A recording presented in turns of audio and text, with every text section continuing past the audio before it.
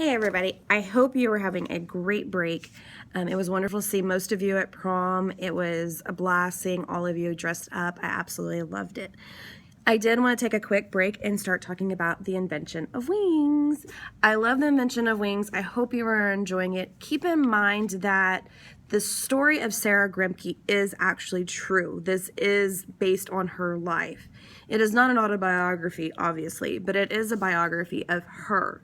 The part about handful is actually all made up, so that's not true. But keep in mind that Sarah Grimke was the first woman abolitionist in the United States. So this is really interesting to kind of get a mix of fiction and fact put together. I think it's pretty cool. Anyway, so I'm going to kind of get through page 32. I'm going to go through some questions and some discussion things that I kind of saw. It kind of helps you prepare for the test a little bit because I don't want you to go in not having any preparation. So just kind of going from the beginning. So first of all, the title. Where does the title come from? And we have Hetty Handful Grimke is our young slave. And her mother, Mama Charlotte, always told her a story about the African people. And what was the story? And why is that significant to the title? What is the setting of the story? What city does it take place? Where does it take place throughout the book? How does the setting change? So kind of keep that in mind. What did Mama Charlotte do? She was a slave, but what was her specialty as a slave, and why was she so special as a slave? What did the slaves do every morning? It was something that Sarah Grimke's mother, the Mrs. Grimke, did for them, for the slaves. So what did they do every morning? So what happened to Sarah Grimke on her 11th birthday?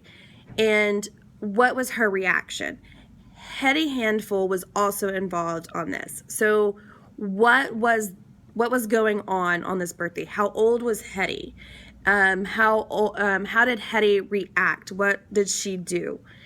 And then for the days following the 11th birthday, how did Sarah react, and how did people react to her based on her reaction to her 11th birthday and her gift for her 11th birthday? What was the dynamic of the family of Sarah Grimke? So who was her dad? What did he do? How did he treat her? She had her sister Mary. How did her sister Mary act? How are they different? How was Sarah Grimke and Mary different? What was the mother like? What was the mother and father's relationship like? How many children were there? So there were boys that were older than Sarah as well. How did her brothers treat her? This also kind of gives you an idea of who Sarah was kind of molded to be and why she ended up being who she became later on. But how did that change as she gets older and she becomes more rebellious in the South, not agreeing with slavery? How did she change? And how did her relationship with other people change? And her relationship, or other women's relationship with other men, how did that change, or what did that tell us about the society? Now, something happened to Sarah when she was really young, and this caused her to go for a week without speaking, and then she ended up having a speech impediment. What was the situation that happened, and what caused that speech impediment? I'm going through, so you'll have to, okay, hold on, just give me a second, okay, Chad? I know that you like it when I say, okay, so...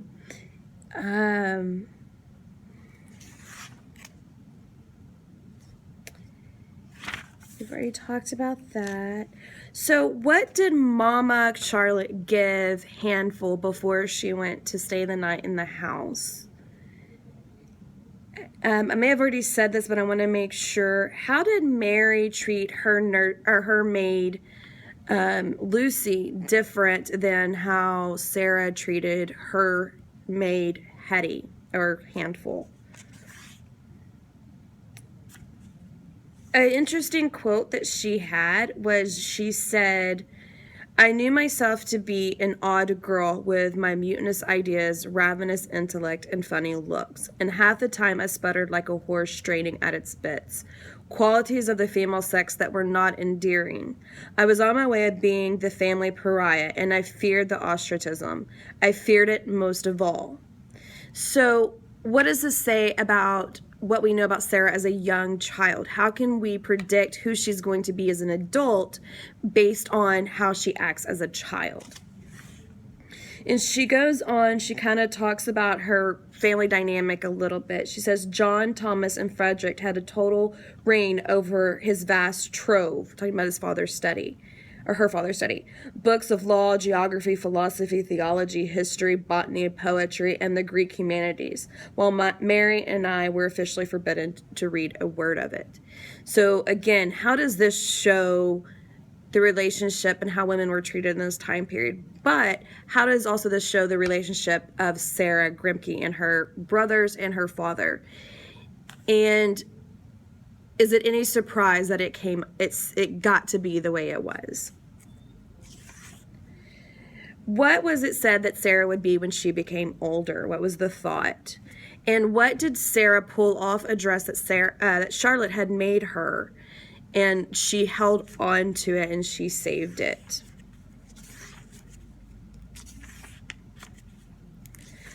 Almost done. Bear with me just a few minutes, or just a few seconds longer. Actually, that is...